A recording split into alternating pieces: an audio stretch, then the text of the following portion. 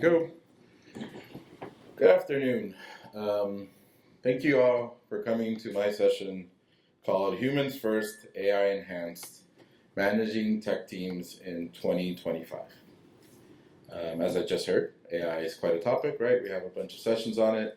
But one of the things that I don't think a lot of people are talking about is how to manage a team when AI knows more than you as a manager, right? And everybody has access to it, right? So we'll talk a little bit about it today. First of all, let me introduce myself. My name is Rolando Scott. I've been around the Drupal community since Drupal 6. I lead a small solutions engineering team at Amazy.io, but we work with other teams and we work with other vendors, so we're definitely in contact with a lot of developers and techie people. I'm from San Jose, Costa Rica. Currently live there. If anybody is ever in the area, feel free to ping me. I can show you all the best spots that the locals know. I've had different leadership positions in my life from different agencies in different places, and also as a firefighter. I was also a leader of my squad, so a bunch of different opportunities to lead different types of teams. So lots of experience. And there's my LinkedIn if you guys want to connect. Yes? What were you looking at in the picture? Very severe. Yeah, I get that a lot. People feel that I'm angry at that. I don't know. I don't actually know. I think that was just a random picture that I think I used. Yeah, I'm not angry. I promise you guys I'm not angry.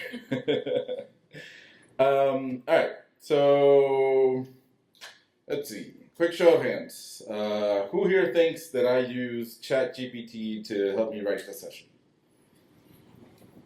Good, right? And well, of course I did, right? It's 2025. At this point, it's like asking if I use electricity to power my computer, right? The difference is when I plug something into the wall, I don't have to worry. It also might confidentally make up a fake biography about myself, right? This presentation was assembled with equal parts caffeine, human brain power, and robot enthusiasm. Before we dive in, I want you guys to think about the first time your mind was blown away from AI. Maybe it hasn't happened yet, but I promise you it will at some point. I want to tell you guys about my time. The first time that I was completely blown away with something AI related was a search on a website. If anybody's a developer here, they know how difficult it is to configure a search so it anticipates or finds what the user thinks that they're searching for. And in this particular site, it was able to figure out what the user wanted without the content actually being tagged as such. I think the demo was a recipe website, and they asked for an Italian recipe. And even though the recipes weren't tagged as Italian, because of the ingredients that are normally associated with Italian cuisine, it was able to pinpoint and tell the user, hey, this one is probably what you're looking for. To me, that was like, wow, right? No longer having to tag everything and go into solar indexes and just spend hours and hours. The other time it blew my mind was when I realized that my own teenage daughter was using ChatGPT for all of her homework. All of her schoolwork, everything went through ChatGPT. And I wasn't sure if I was like a proud parent moment or a worried parent moment because she wasn't learning anything in my brain initially. But yeah, I realized, and then I figured out that all her friends were also doing it. At this point, I think all teenagers are using some sort of AI for their homework.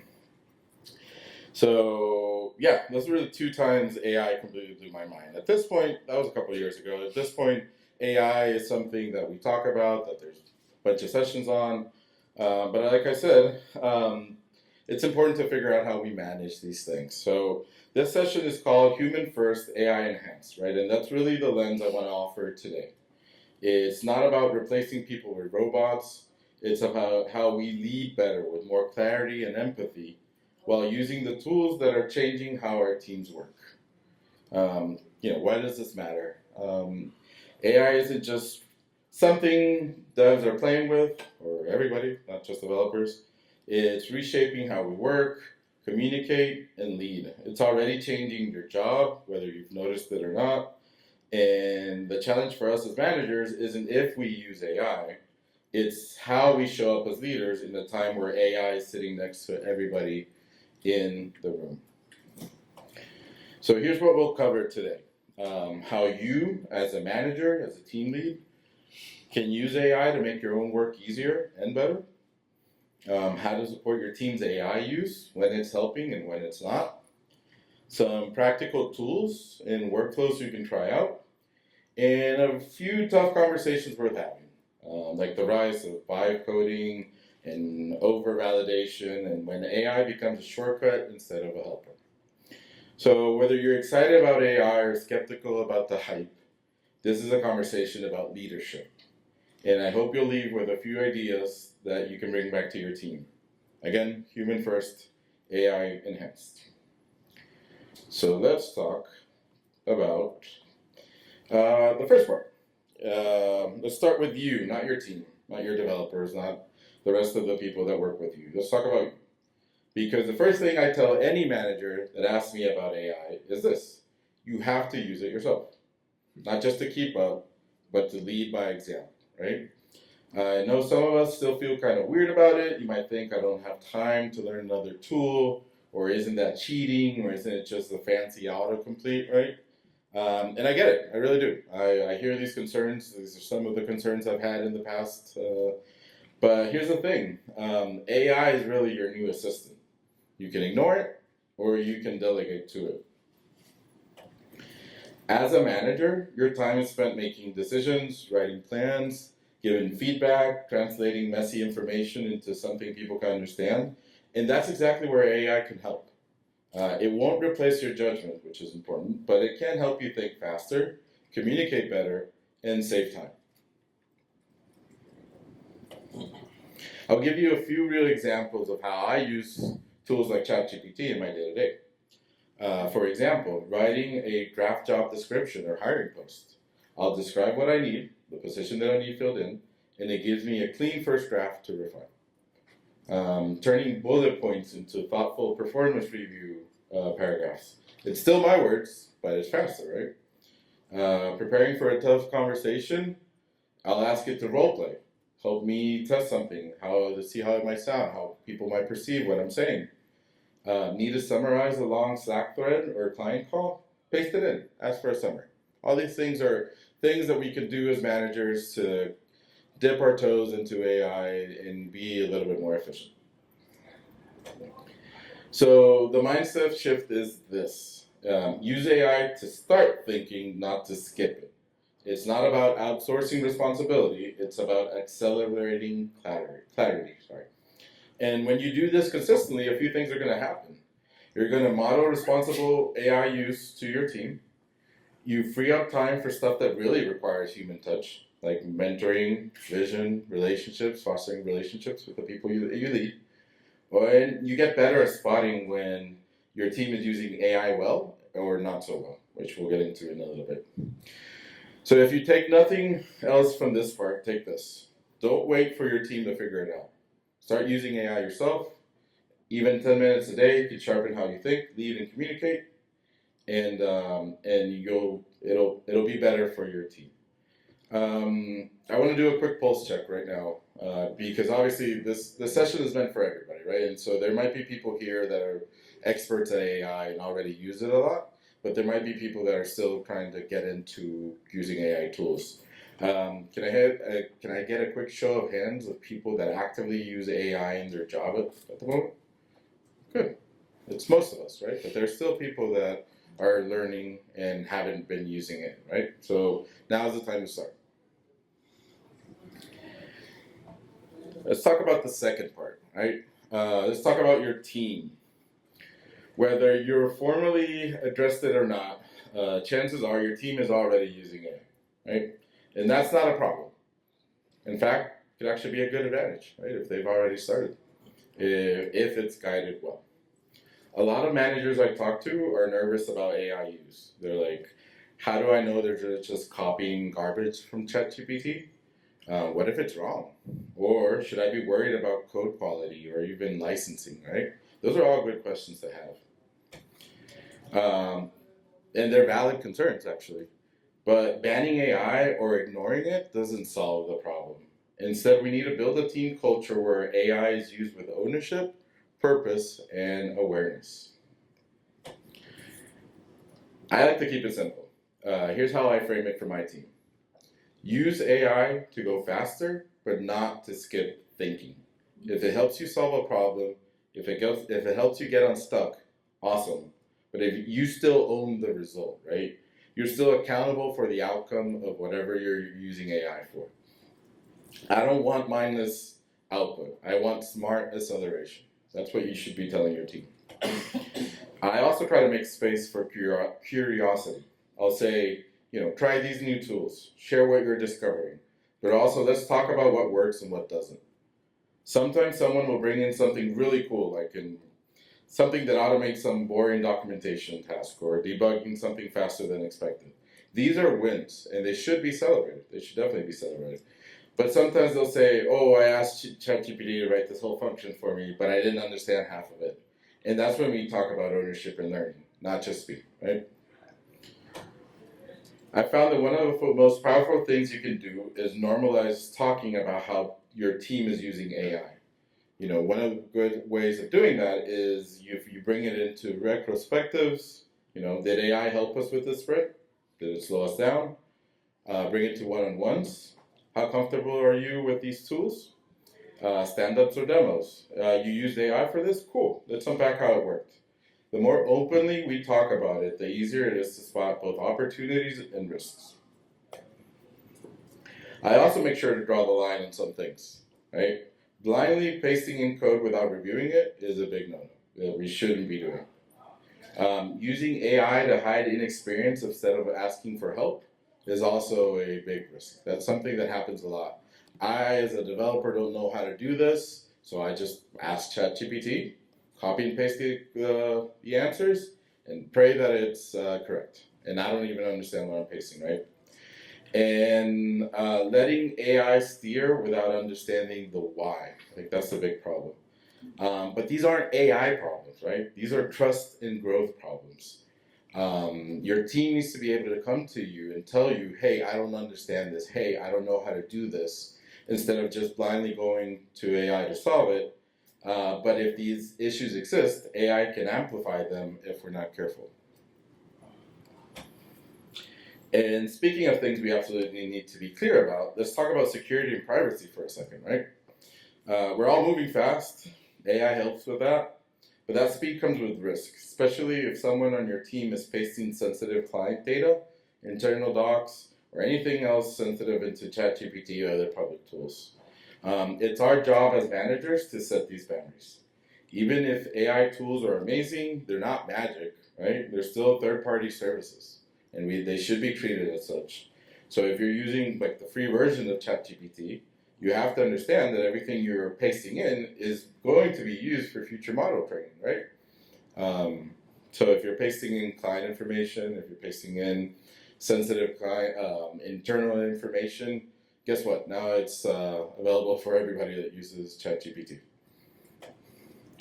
I've seen cases where someone dumps a configuration file or a customer email into a chatbot to get help, and then without realizing, all of a sudden you're violating a contract or an NDA, or worse, some compliance regulation that you're bound to, right? So in my teams, I try to make this very clear. No client data goes into public AI tools ever. You have to sanitize the input all the time. If you're using an AI assistant for code or writing, scrub the input first as well. For anything sensitive, use secure company-approved tools. For example, in Amazy.io, we have our own internal AI tool where it's safe to put in all of our client information because it's internal, right?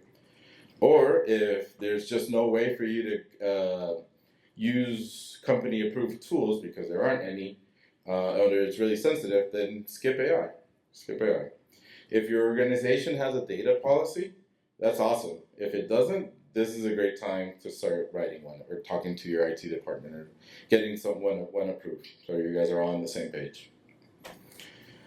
So again, it's not about fear, right? It's about trust. AI should never compromise the trust our clients and teams place in us. So give your team the power to use it, but also the responsibility to use it wisely. If you want your team to use AI well, don't just allow it. Guide it, right? Set expectations, create space for learning, and keep the focus on outcomes, not shortcuts.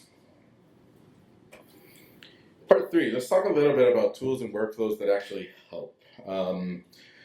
So we've talked about how using AI as a manager, supporting your team's use of it, and keeping it responsible. Let's get a little bit more specific. What tools are actually useful and where do they fit into your team's workflow? I hope you realize that by now there are hundreds of AI tools out there. It's probably the most used marketing, I don't want to say gimmick, but marketing word. And some are great and some are very sketchy. The important thing is you don't need to use everything, right? And you don't need, but you do need to know what's out there so you can recommend tools that are safe, efficient, and make your team better. I like to say that these tools are like power tools, right? If you use them correctly and you know how to use them, you could build a beautiful bookshelf. But if you don't know what you're doing, you can cut a hole in the floor if you're not paying attention, right? So let's talk a little bit about general purpose tools. Of course, some of them are very known. These are great for writing, planning, summarizing, and all around clarity. For example, I once took a 45 message Slack thread, which I sanitized to make sure there was no private information in, and pasted it into ChatGPT to summarize it. It gave me the core problem, 2 proposed solutions, and who was holding things up. 30 seconds. That's how long it took to resolve a internal conflict using ChatGPT. Sure. For developer tools, AI is getting really good at what you would traditionally call pair programming. These tools are great for engineers, great for generating form validation, boilerplates, writing tests, translating old code to modern syntax. But again, what we have to do is trust, but also verify, right? All these tools.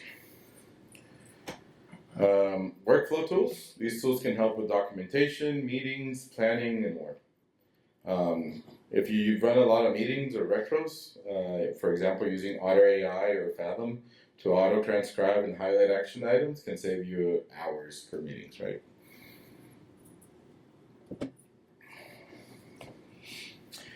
And you don't have to necessarily grab a whole tool and just add it, right? Like you could, I guess what I want to say is you don't have to do like an AI transformation project in your whole team and make it a big deal, right? You can just start by saying like, hey, for this sprint planning doc, try to summarize it with Claude before we meet, right? You can tell your part of your team about that. Or you can say, before writing this whole test suite, let Copilot give you a base and you'll still review it, right? Just start sprinkling in small uses of these tools. Small moments like that help people build a habit, but also understand the boundaries. Here's some Drupal-specific AI tools and workflows. These are modules. Obviously, the OpenAI AI and ChatGPT module is probably the most popular one. There's an auto-tagging one, which I've always been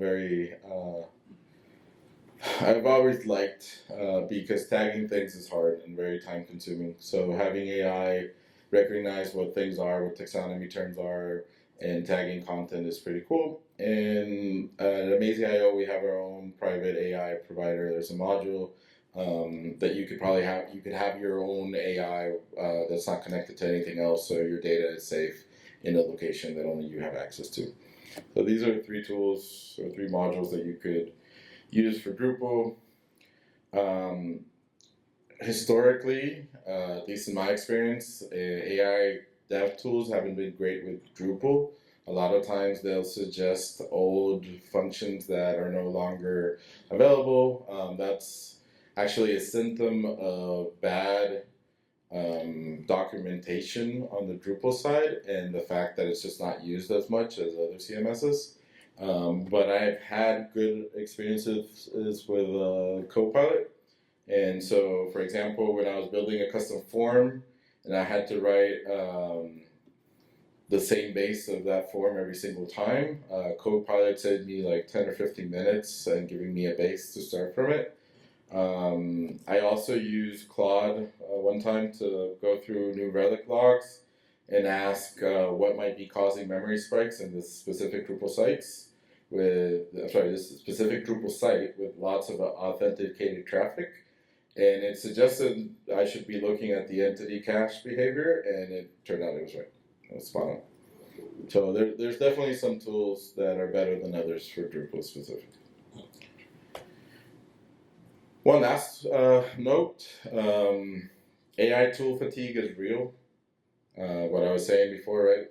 Basically anything that is sold as a service at this point has to have AI or it doesn't get sold. So don't push your team to use everything. Try tools yourself first, roll them out gradually, and always ask, does this help us think better? Or does this just make us feel busier, right? There's a big difference into being more efficient and then or having more different and new things to do.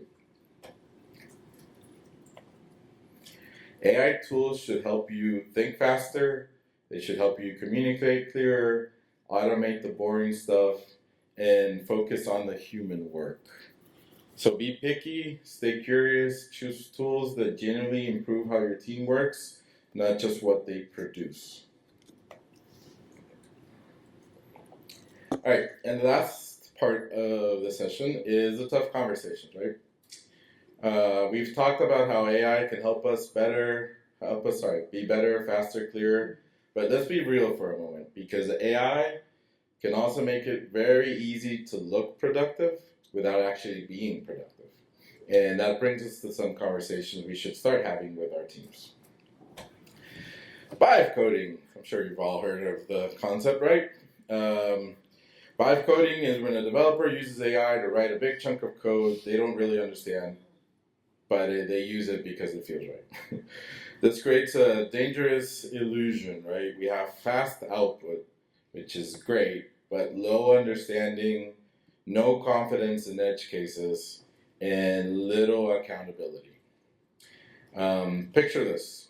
A dev asked ChatGPT to write a hook form alter, which is a very common Drupal thing, that changes a node form. The AI gives back something that almost works, but misses context about field visibility, language settings, or a contrib module that overrides the code, right? And that ChatGPT has absolutely no idea about. Now you have a small bug in your production, and you may not see it or may not know it because it kind of works, and because no one reads the docs or is testing this deeply, you now have an issue that is going to surface its head at some point, right? Vibe coding for production sites is complicated, right? And I want to mention that it isn't the enemy here. It's the over-reliance on it, right? And that's where we come in as managers and leads, and our job is to teach people how to think, not just how to prompt. Here's what that sounds like in practice. Asking your team, did you review that AI code like you would a PR from a junior dev? What's one thing you would change from where it gave you?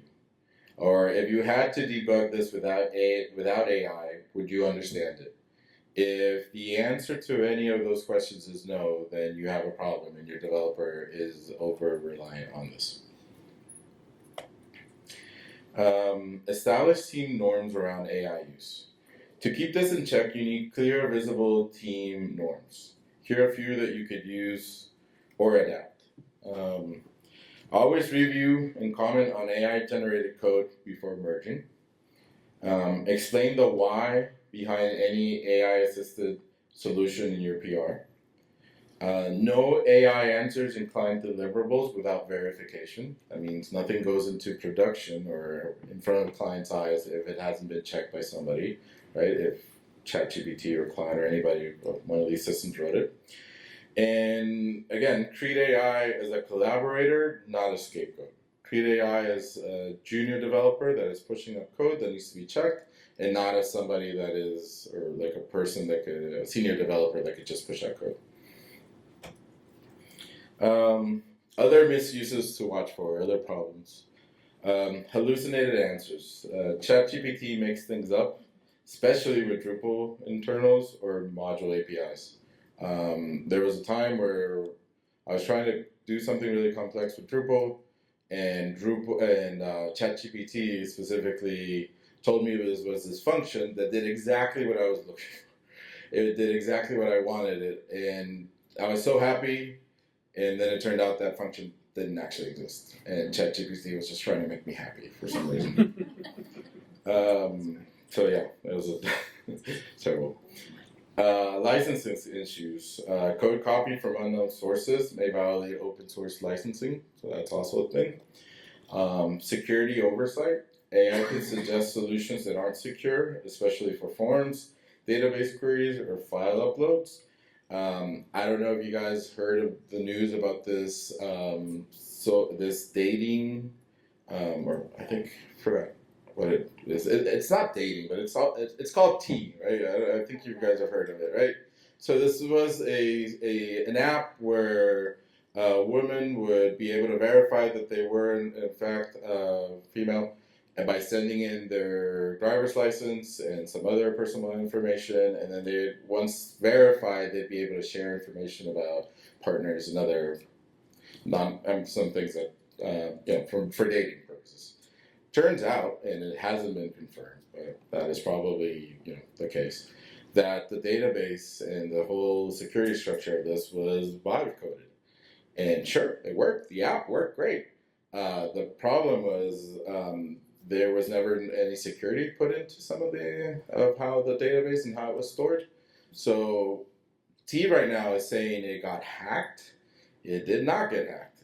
What was found is just the database line in a publicly accessible location where they had all this information about all the members that were joined the app, right? So again, this is one of the things that we have to be careful, because if you vibe code and you do this, the app works. I mean, the app worked. That was great. It was saving everything. Just turned out it wasn't. It didn't have the security it should have had for something so incredibly important, like license numbers and social security numbers and a bunch of other things. So yeah, security oversights is something that's really important and tends to happen. This is, to me, the biggest one. I don't know if you guys have felt it, if you guys have sensed it. AI is polite, and maybe it's too polite, right? And one of the biggest hidden risks with AI tools is that they are designed to be agreeable. They rarely challenge you, even if your idea is wrong or your premise is flawed. Why do you guys think that is? Why do you guys think AI was programmed like that? Anybody? Customers Encourage keep interacting with Yeah, it. exactly, right? If you go and use a tool and say, hey, AI, I want to build this business that, I don't know, sells sandwiches right next to Subway.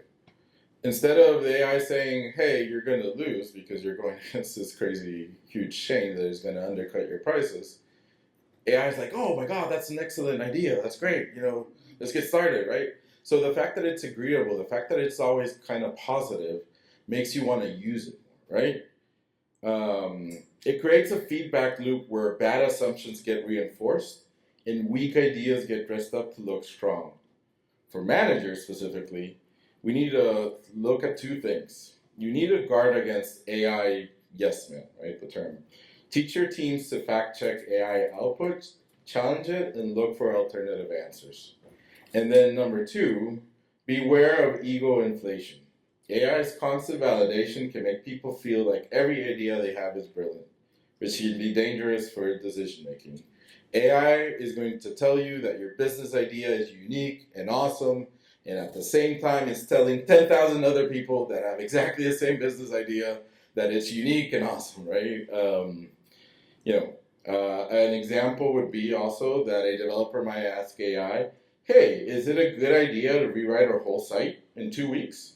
And AI might say, yeah, sure, this is awesome, here's how, right? Instead of saying, no, that's unrealistic, right? you as a manager have to step in and say, hey, maybe we don't rebuild the whole site in 2 weeks, right? The takeaway here is that AI can help, but it won't call you out when you're wrong. And that's still our job as leaders to do for our team. Yes? In some systems like ChatGPT, you can go into the personal settings, Mhm. and you can tell it to be more challenging Right. in terms of your ideas and stuff like that. Yep. And I recommend everybody go in, tell ChatGPT how you want it to treat you, and it'll change. It'll literally change the way that you interact and it interacts with you. Yeah, that is a good suggestion. The gentleman was saying that there are settings in, for example, ChatGPT that you can change so it isn't as agreeable, right? And it does fight you a little bit on your ideas, but that isn't the default for most of our AI tools. So again, that's an advanced use, which is great, and things that you have to look for as a manager. One of the best. A while back, a friend asked ChatGPT if they could be a good astronaut, for example. And it replied with a 5-paragraph essay about how her curiosity, adaptability, and problem-solving skills were perfect for space exploration. I mean, never mind the fact that she gets dizzy when she gets on the swing set. Obviously has no idea how to operate a rocket, and the only space she's explored lately is the one between her couch cushions. AI didn't stop her to say, like, you, zero gravity? Absolutely not. No, it just cheered her on, right? So while that example is extreme and we can see that it's almost joke-like, when we have ideas, it's harder to understand if we should be challenging AI more, right? That's the danger. AI will happily hand you the keys to a spaceship without even checking if you can drive the spaceship.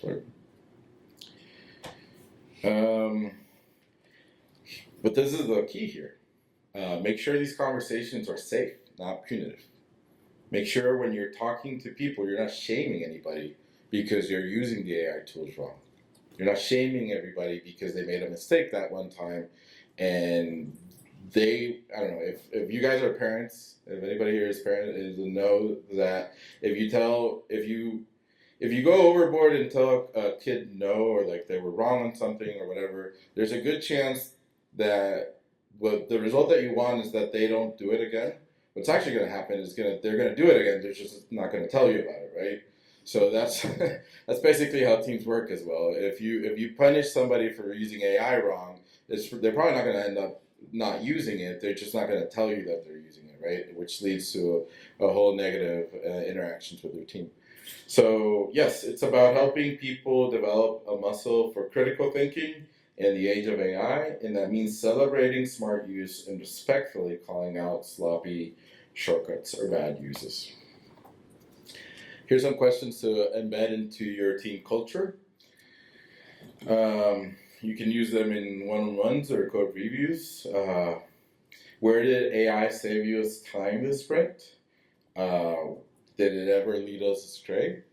And what did you learn from using it? Not just what you got from it, right? Again, these are questions that make people think.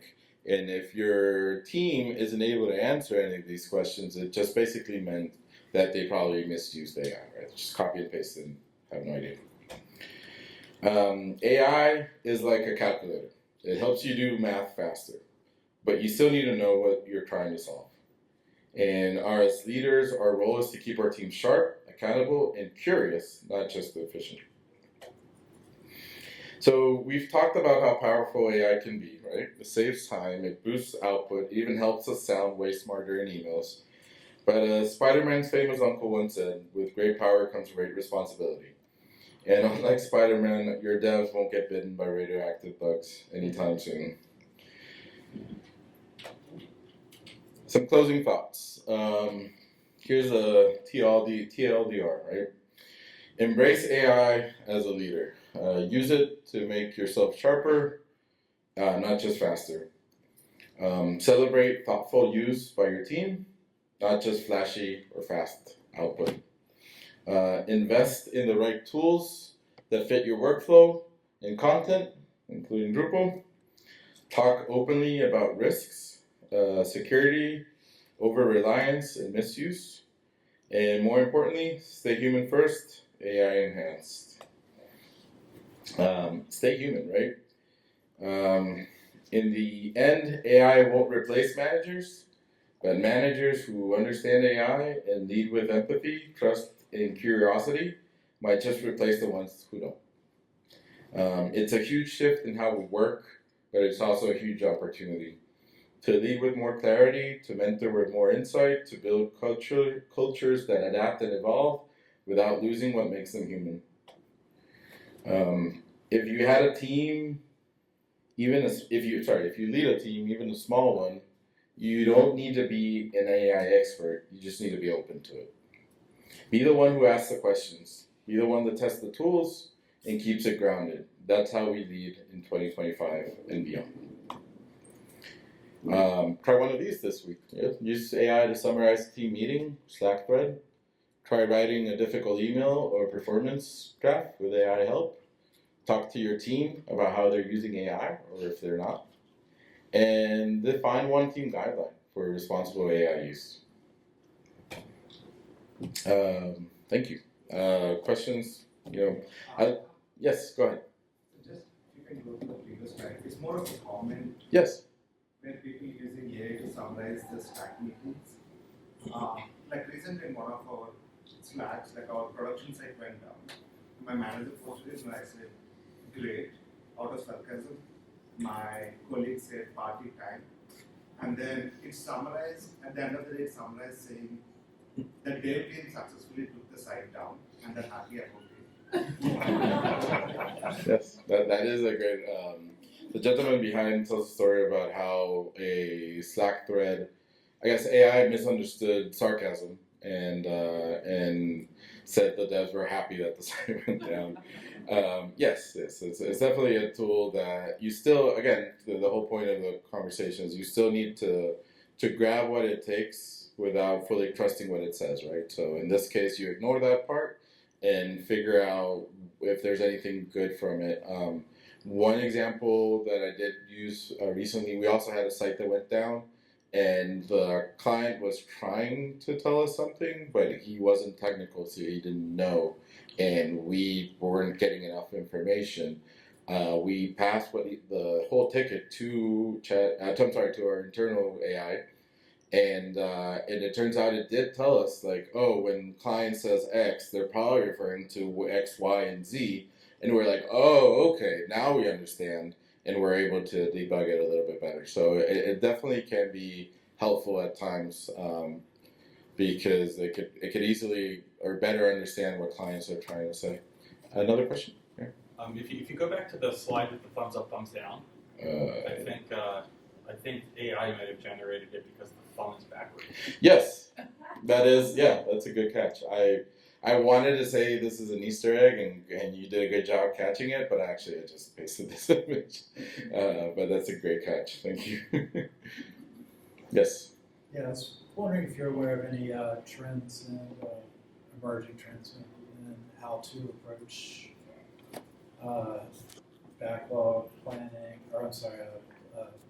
project planning, backlog refinement, where you're adding new steps in to assure that AI is not just become the lazy participant in the game.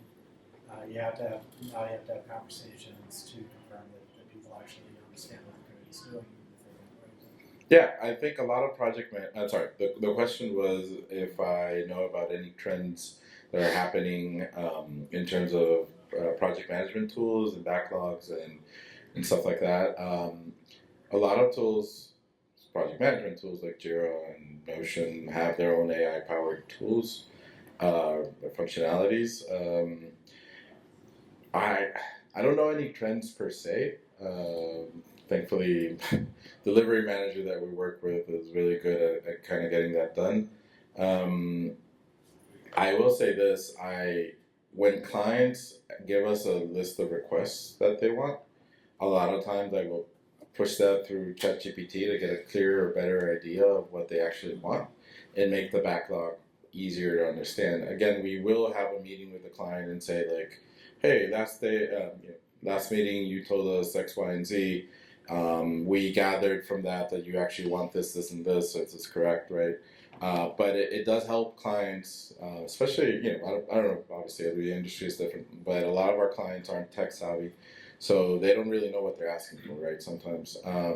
So grabbing that and having an AI tool kind of translate this from normal non-tech speak to something a dev can just grab and say, oh, great, this is easy to understand, is a good thing that I see happening more than often. But yeah, that's the only trend, I think guess. more in terms of team management, like where you're adding steps and oversight of the team, but the developers, as well as your managers, because you're adding steps and to review. Oh, sure. I mean, yeah. So there's a bunch of tools out there that could check PRs, for example. Is that what you mean? Like time estimates, like how you're adding steps into traditional project management. Agile, it's hybrid, it's kind of always evolving, fit for every project.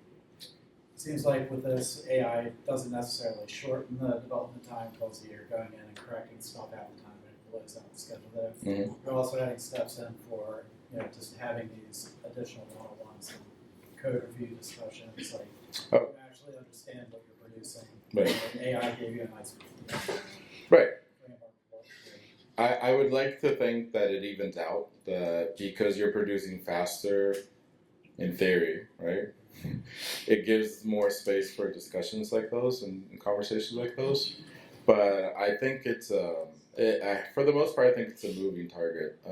You want to be more efficient, but you still want to have those spaces for those conversations. So, in terms of a trend, to answer your first question, I don't think I've seen anything per se like that.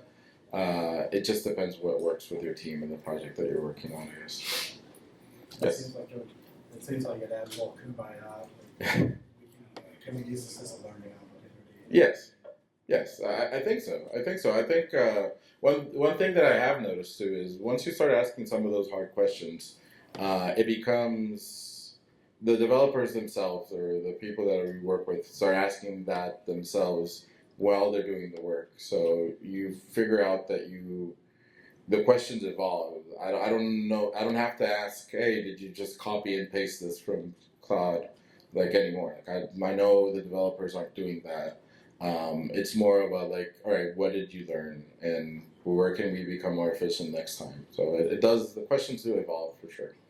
The only place that I would personally use AI in that pipeline that you're talking about is repetitive tasks that human beings are doing that you don't need human beings to actually do to tighten up that one chunk of the pipeline. But you were asking about time estimates. It's terrible at that. You don't use it for that. Well, not you stated in the past, Yeah. You're adding steps into the process. Yeah. This is traditionally not there, but most people are actually doing their own work. Mm-hmm. I mean, how each individual approaches it is different, unless you have a policy for how AI is integrated into the team workflow. Yeah. So that's moving. Following up on your last slide, one of my team member is very over-reliant, and he says even, I feel like ChatGPT knows me more than myself. Would you agree on this? That is true. I mean, that is a reality to, I would say, most people here, including myself. ChatGPT knows more than all of us because ChatGPT has been trained on material that it would take us several lifetimes to learn, right? So knowing more is a truth. Now, having this knowledge and being able to apply it correctly to everything, that's the human part of it, right? So I think whether you're a developer or your team member is over-reliant on ChatGPT because it knows too much, or it feels bad because ChatGPT knows more than them, what you have to frame it is that it's a tool. It's not your job. It's not somebody that's going to come in and replace you. It's a tool. At some point, going back, as a developer talking when IDEs came out that auto-completed, and basically guess what you were trying to finish coding, that was a tool as well. It didn't mean that I knew less. It didn't mean that that now I didn't have to close every single tag because my IDE did it. It just meant that I could be a little bit more efficient. So this is a huge step forward in that sense. Yes. Have you put any thought into collecting data in any sort of way that will be useful for fine tuning anything for like a project, company, employee? Yeah, I mean, yes, we like I mentioned at Amazy, we have an internal AI. The more it gets used, the better the results are, and a lot of it is just trying to figure out if the responses are adequate or not, and then kind of training it over and over again until it gets better. We also have a lot of our documentation in Notion, and initially it wasn't great at finding things, but we've talked to the Notion developers as well directly, and it's gotten better. So it's just one of those things where you just have to use it a lot and try to get it to know what you're thinking and what you're searching for. Yeah. Yes. I've got one comment. Sure. So just like someone pointed out the AI image, we can distinguish even the AI generated text because all the sites contain double view. Yeah, the M dash, right? A lot of it, like this one, yeah. Yeah. But the question I have is, how do leaders or even developers distinguish between automation and AI? Not all things need AI. There are things that we can just automate. Right? Let's say email rules, right? All the rules coming from so and so forth is moving. Yeah. But a lot of leaders are confused between which one needs automation and which one needs AI. Is there any? I think, for example, the example I gave about doing form alters and using Claude to give me a base, I think it's a good example of automation because it gave me the starting base of a couple of files that are needed to alter a form, right? To me, that one's automation, but I still have to go in and have to make sure that it plays well with the modules, that it does what I want, blah, blah, blah, like all these things. Sometimes the line is a little bit more blurry, I agree. I think the most important thing is, more than is it being automated, if it's automation or bad use of AI, is that your developer understands it. A developer understands what is getting created more than anything else. If somebody's using AI in a way where it generates a code or generates some action that they don't understand what is going on, that they can't debug, if right now it works but tomorrow it might be broken, that automation, then we have a problem, right? Because that's the over reliance part of it. So how do we distinguish that between, let's say, scaffolding? We have a lot of code that IDE generates. Yeah. Most of Drupal developers do not understand Drupal code, right? Yes. How do we distinguish? I think it's having these conversations and having people. I guess the main conversation or the main question would be: would your developer be able to do all that scaffolding by himself without any help? If the answer to that is yes, but it's time consuming, then yeah, great. Use ChatGPT or whatever tool, because it's going to make you speed up. Like if the developer could eventually reach that objective by himself, or using Stack Overflow like the old times, then yeah, that's fine. The problem again, and I see this regularly, is I don't know how to do this, so I'm going to just blindly paste the code that the tools gave me. And that part is not automation. That part is over reliance. And I won't be able to debug this because I don't understand this. I don't know why, it's doing what I want, but in this edge case it isn't, and I don't know why. Like, those are the answers or the questions that you can give where the developer answers that, then you have a problem because the developer needs to understand what they're doing, especially if this is going into some production code somewhere, right? Okay, cool. Any other questions? Awesome. Thank you, everybody, for coming to the session.